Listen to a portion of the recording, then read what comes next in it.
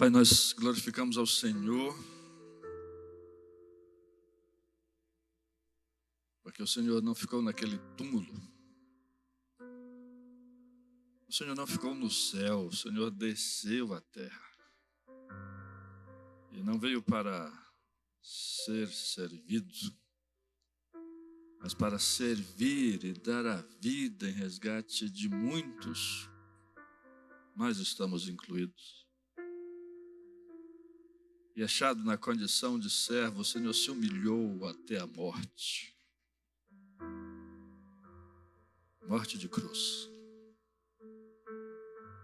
E o Senhor não ficou naquele túmulo.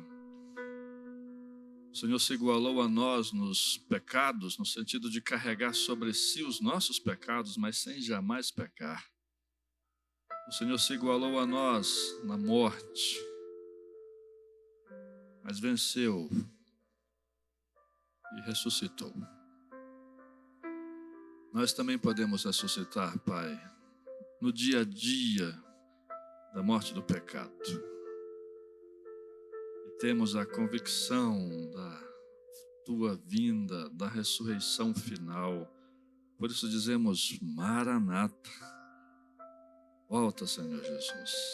Nós te bendizemos nesta manhã. Acordamos mais cedo, diferente daquelas mulheres. Não com dúvida, mas para celebrar. Recebe o nosso louvor e a nossa adoração nesta manhã. Em o nome de Jesus, Pai. Amém. Amém. É tradição a gente pensar nesse domingo de Páscoa, nas chamadas 7 últimas palavras da cruz. É o que nós vamos fazer. Você conhece quantas delas? Você lembra de quantas? Você já tentou aí anotar as 7? Faça o desafio aí. Como orei, diferente daquelas mulheres que foram ao túmulo por gratidão. Não havia convicção do que elas encontrariam. Ou melhor, elas tinham certeza que encontrariam um corpo. Não havia convicção da ressurreição. Elas foram por gratidão, por tudo que haviam vivido com Jesus. Um respeito a alguém que tinha sido tão bom e tinha falhado, porque tinha morrido. Nós não foram com a convicção que nos traz hoje de manhã aqui. Mas nós estamos aqui com a convicção da ressurreição de Jesus. E, repito, é tradição pensar nas últimas palavras. Quando a gente fala de 7 palavras, dá muito mais de 7 palavras, são 7 frases. A primeira está em Lucas 23, 34.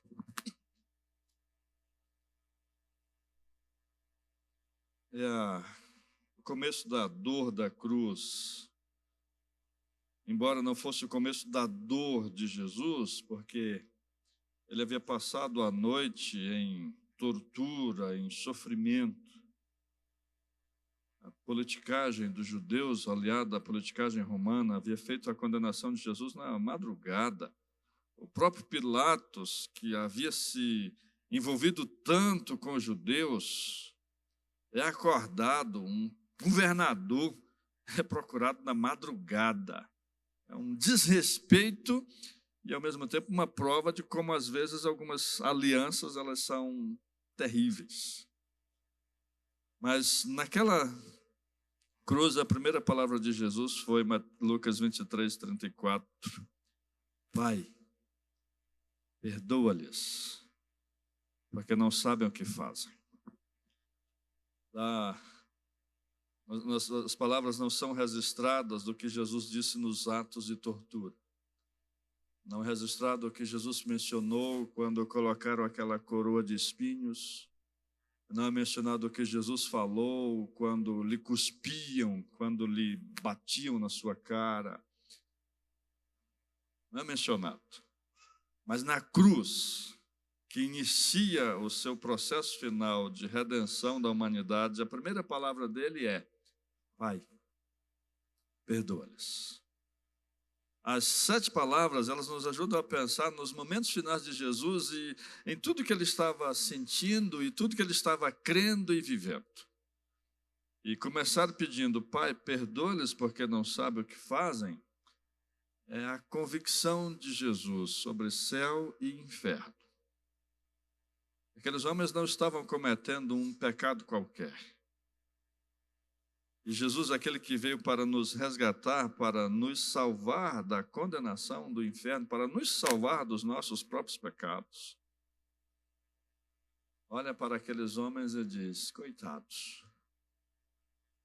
Eles se envolveram, eles chegaram a esse ponto, a violência praticada, gratuita até, coitados.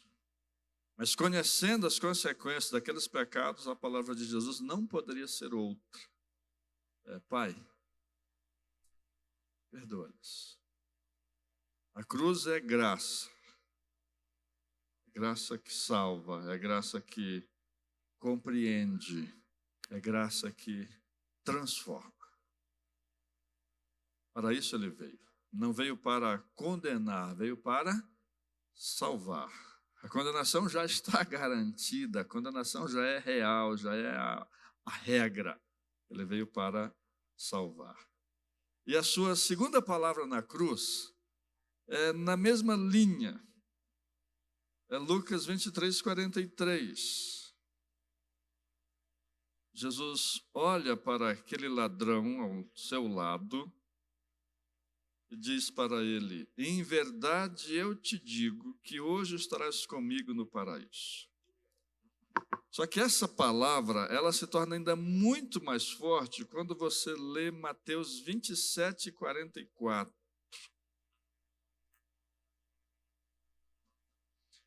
E traz uma esperança para todas as pessoas pelas quais oramos.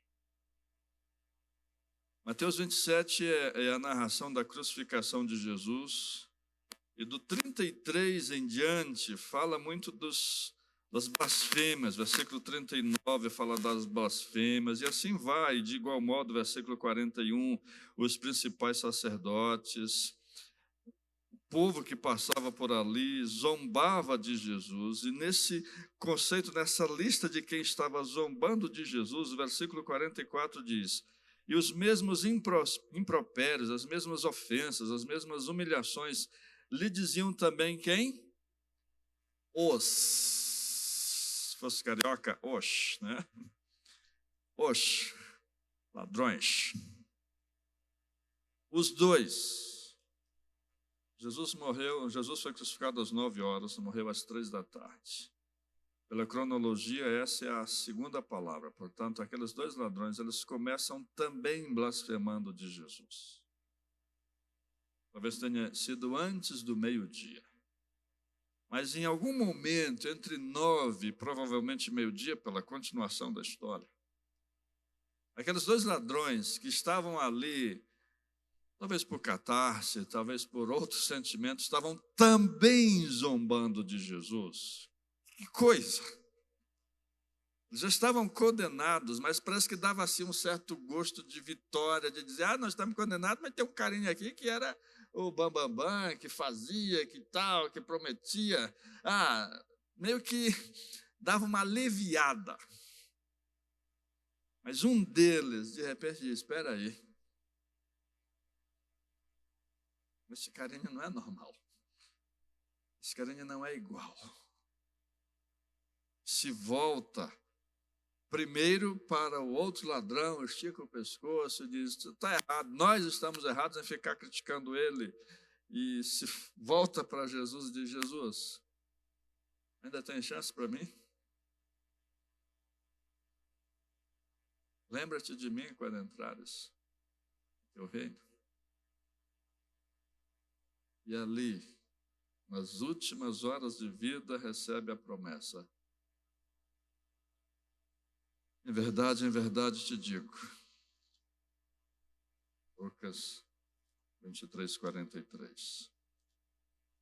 Que hoje estarás comigo no paraíso. É uma palavra de esperança para todas as pessoas pelas quais oramos, pelas quais intercedemos, que estão ou sem a conversão ou afastadas, porque é uma palavra que nos ajuda a pensar que até o último instante ainda temos uma esperança de conversão. na vida de qualquer pessoa. Como naquele ladrão, que não apenas viveu uma vida de crimes, mas até mesmo na cruz, continuou assim, até o momento em que se arrepende. A terceira palavra é dupla, são duas. João capítulo 19, versículo 26 e 27. É o homem Jesus, porque a cruz, ela não é só a maldição do pecado sobre Jesus, porque estava previsto em Deuteronômio que aquele que é pendurado no madeiro é maldito. Por isso Jesus não foi morto pelos judeus. Os judeus podiam matar Jesus. O que os judeus estavam acusando Jesus era passivo para que os judeus mesmo matassem, mas os judeus matavam com pedras. Os judeus acusavam Jesus de blasfêmia, de dizer que era filho de Deus, de se fazer igual a Deus, e a blasfêmia era algo que doía tanto assim nos ouvidos dos judeus que dava a eles o direito de apedrejar as pessoas. Mas Jesus é morto pelos judeus para ser a morte de cruz, a morte da maldição. E ali vai haver a separação entre o Jesus Deus e o Jesus homem, porque o Jesus Deus não morre. É o Jesus homem que vai morrer. Deus não morre. E aqui o Jesus homem toma a sua última atitude. João 19, 26 e 27. Ele olha para sua mãe, diz para ela: mulher, sem poder apontar, lógico, os braços estão crucificados, mas pelo símbolo da cabeça, ele aponta para João e diz: esse aí é teu filho agora. É ele que vai cuidar de você. No versículo 27, ele olha para João e diz: aí está a tua mãe. Adote ela. Não somente ela vai te adotar como filho, mas você vai adotá-la como mãe. E daquele ponto em diante, João leva Maria para casa. Assume o cuidado por Maria. Sim, nós não cremos que Maria tem poderes para interceder por nós. Nós não cremos que Maria continuou sendo mãe de Jesus após a ressurreição, porque o homem Jesus morreu, ressuscita o Jesus Deus. E é o homem Jesus que toma a sua última atitude, um exemplo para cada um de nós como filhos, de honrar pai e mãe, de providenciar o que a mãe precisava para a sua continuidade. E, ao mesmo tempo, isso nos ajuda a pensar na interpretação da Bíblia, que não pode ser interpretada simbolicamente. Nós não podemos dizer: João era o filho amado, portanto, como nós somos amados por Deus, então todos nós somos João, e todos nós precisamos de Maria. Não, não podemos interpretar assim, porque é João que leva Maria para casa. É ela que precisa de um filho. É natural entender em todo o relato bíblico do Novo Testamento que José faleceu na adolescência de Jesus, em algum momento antes do batismo de Jesus, porque José não aparece em nenhum lugar do Novo Testamento depois do nascimento. A história de José não é contada, o que leva a gente a entender que ele havia morrido, já que o homem era muito mais destacado do que a mulher. Jesus providencia como bom filho o cuidado que a sua mãe precisou. Esse mesmo cuidado em interpretar a Bíblia vai ser visto deixa eu contar, 1, 2, 3, 4, na quinta palavra. Vamos lá. Primeira, Pai, perdoa-lhes. Ele não veio para condenar, porque todos nós já estávamos condenados. Segunda, em verdade te digo que hoje estarás comigo no paraíso. Uma palavra de esperança para todos aqueles que nós oramos, que nós queremos ver convertidos e salvos. Terceiro, o homem Jesus, resolvendo um problema humano, o cuidado de sua mãe. Um exemplo para nós do cuidado com os nossos pais. cuidado que precisa ser feito, respeitando o casamento para os que estão casados, porque o outro mandamento é deixar pai e mãe. A quinta palavra, vou pular a quarta, é João 19, 28.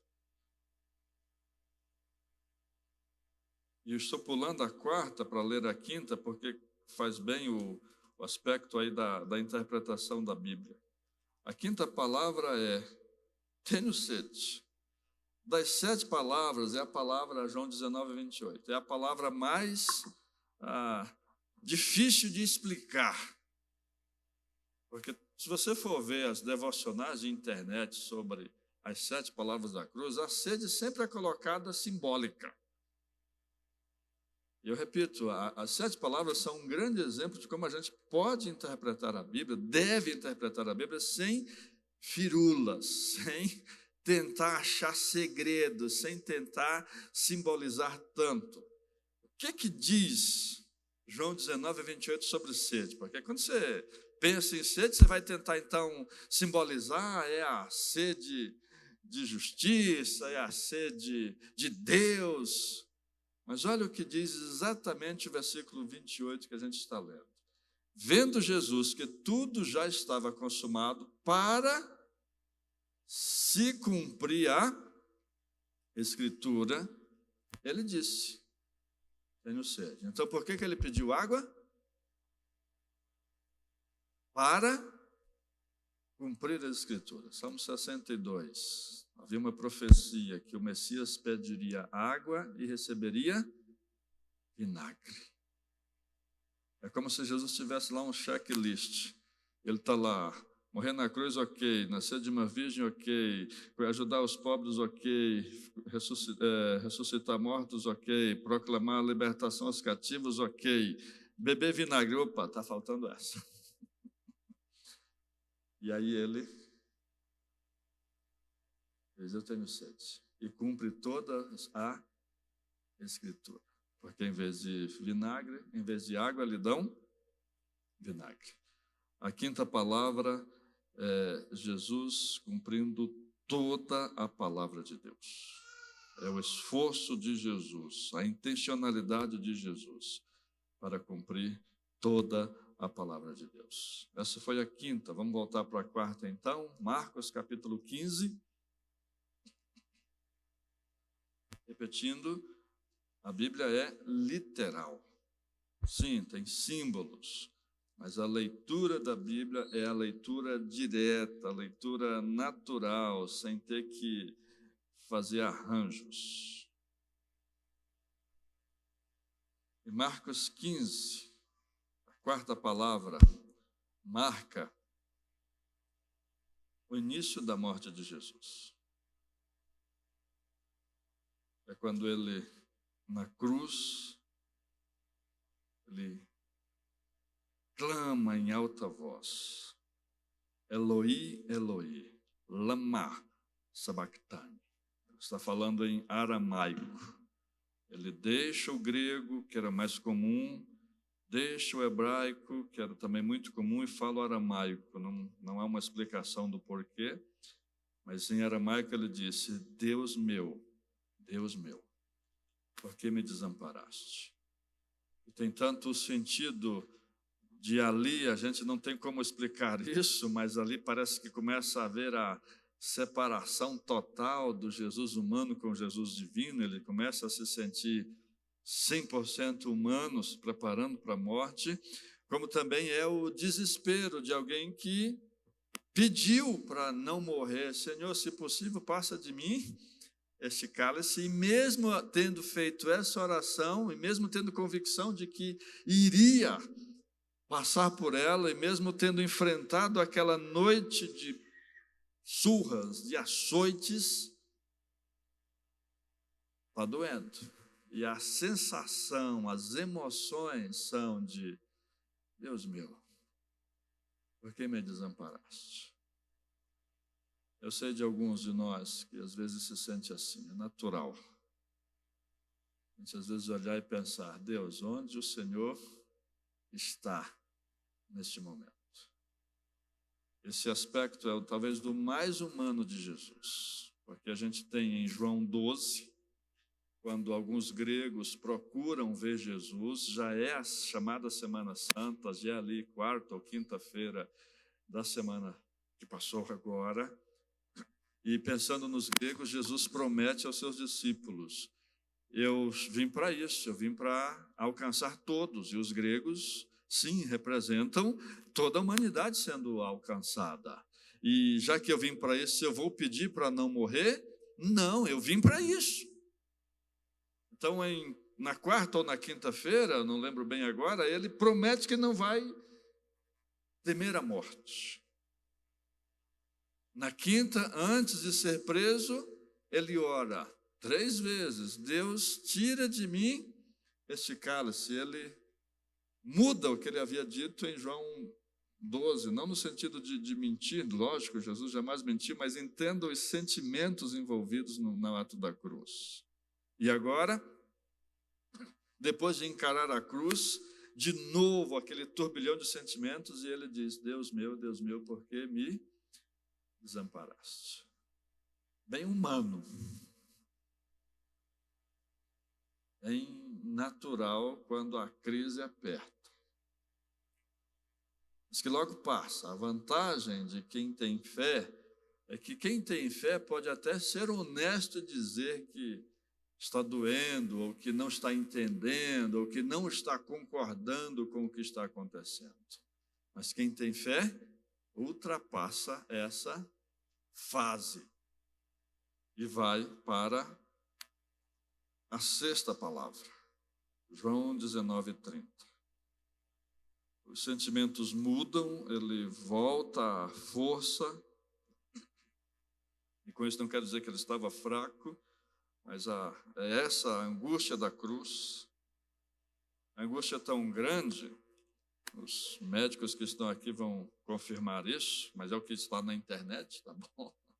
E por que sai água do lado de Jesus? Porque houve uma ruptura cardíaca, de modo que houve ali uma mistura. Portanto, não foi a cruz exatamente, mas toda a pressão na vida de Jesus que o levou à morte. E nessa mudança de sentimentos, ele cumpriu a 5ª palavra, que foi: tenho sede, e então ele diz a 6ª, João 19:30. Tetelestai. Está consumado.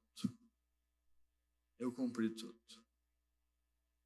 Um grande exemplo para cada um de nós, até no dia a dia. Até para o dia a dia, repito. Porque faltava muita gente para ser curada. Os discípulos não estavam tão preparados ainda. Mas ainda assim, ele podia dizer: está consumado. O que eu vim fazer, eu fiz. O que era para eu fazer, eu fiz. É uma lição até para o dia a dia, porque a nossa agenda, talvez a gente não dê conta de tudo. Mas o que a gente tem que fazer, é preciso fazer. Até para isso é uma lição. De priorizar, de não fazer a agenda dos outros, de aprender a delegar, de aprender a priorizar coisas, para no final do dia dizer: está consumado. Até para a agenda é útil. Mas o que ele está dizendo mesmo, literalmente, é: o que eu precisava fazer, eu fiz. A obra de redenção está pronta. Me faltava a ressurreição. E a ressurreição não era com ele. A ressurreição é com Deus. Nós cremos que ele foi ressuscitado. Como cremos que Deus nos faz ressuscitar dos nossos pecados do dia a dia, como cremos que Deus nos fará ressuscitar da morte eterna, como cremos que Deus nos fará viver eternamente com ele. E aí, encerrado esse turbilhão de sentimentos, ele diz a última palavra. Lucas 23:46.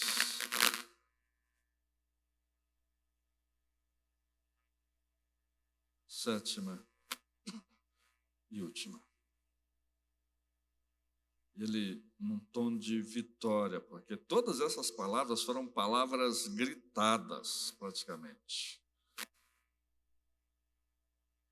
Pai, nas tuas mãos entrego o meu espírito. Das artes, dos cinemas, a melhor interpretação desse texto para mim é a do Mel Gibson. Não sei se você lembra. Mel Gibson, quando lançou o filme Paixão de Cristo, muita gente até desmaiava no cinema de tanta angústia de ver aquelas coisas todas. Mas quando ele diz, nas tuas mãos entrego o meu espírito, cai uma lágrima do céu, que é o que provoca o terremoto na interpretação que o Mel Gibson dá.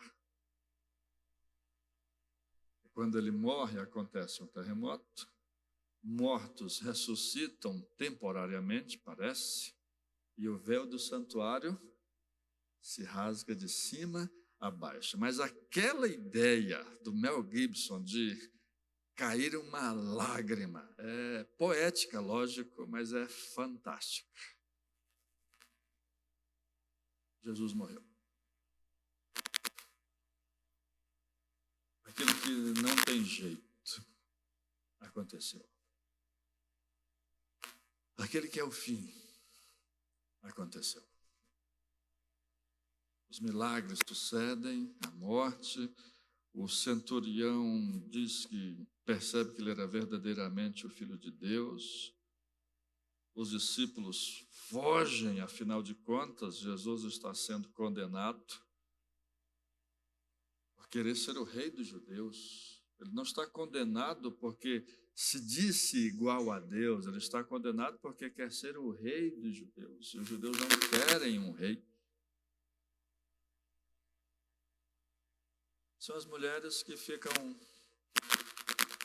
aproveitando da insegurança ou da possibilidade de que ninguém estava atrás delas e vão num domingo de manhã como este.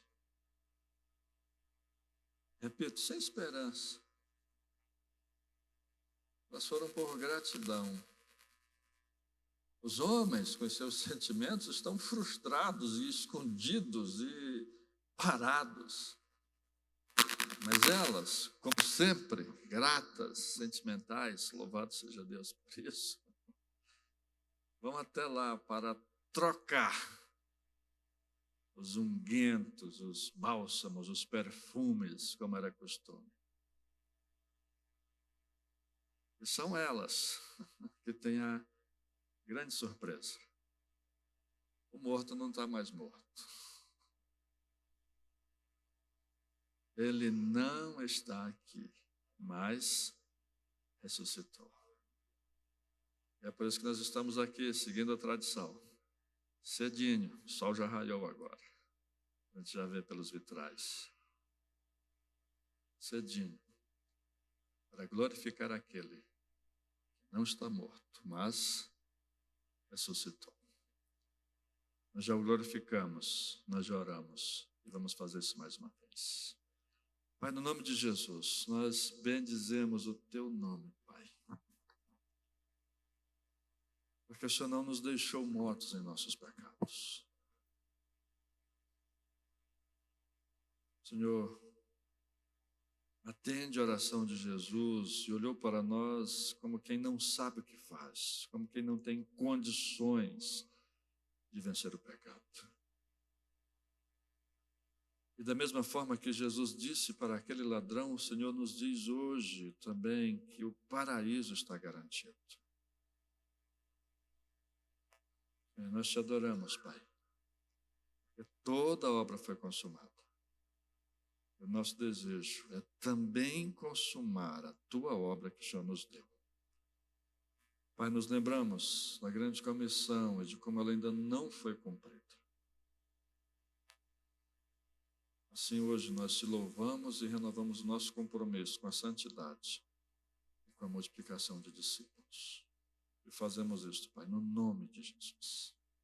Amém e amém.